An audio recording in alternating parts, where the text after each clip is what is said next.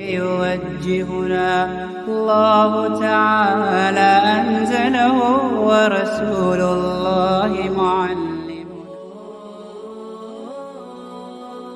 بسم اللہ الرحمن الرحیم. ابراہیم علیہ السلام کی مہمان نوازی. ابراہیم علیہ السلام کا طریقہ تھا جب بھی آپ کھانے کے لیے تشریف فرما ہوتے جب بیٹھتے تو اس وقت پر آپ کسی مہمان کے منتظر رہتے. کوئی مہمان اگر آ جائے تو اس کو لے کر کھانا کھاتے.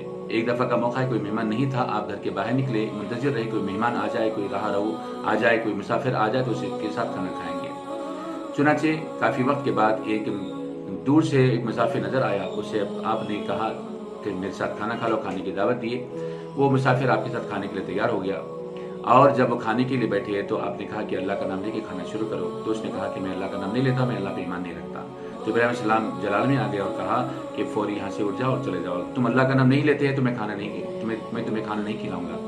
پھر اس کے بعد جیسے یہ چلے گئے تو اللہ تبارک و تعالیٰ نے وہی بھیجی اور کہا اے ابراہیم, آپ ایک وقت کا کھانا نہیں کھلائے اور ہم جب سے پیدا ہوا تب سے ہمارا نام لیے بغیر وہ کھا رہا ہے, ہم اسے کھلا رہے ہیں. اور ابراہیم علیہ السلام دوڑتے ہوئے گئے, اسے پکڑ کے پھر دوبارہ کھانا کھلائے. تو کہنے کا مطلب یہ ہے کہ اللہ تبارک و تعالیٰ نے یہاں پر یہ بات سمجھائی ہے کہ وہ رب العالمین ہے, وہ رب المسلمین نہیں ہے.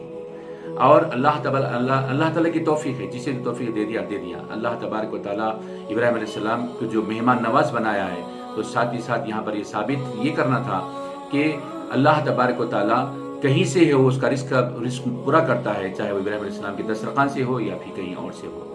تو ہمیں چاہیے کہ مہمان نواز بنے اور ہمیں چاہیے کہ کسی دوسرے مذاہب میں مداخلت کے بغیر اپنی زندگی گزارے, تاکہ آج کے جو ماحول میں ہم پرآشو ماحول میں جو سانس لے رہے ہیں یہ ماحول سے ہمیں نجات ملے.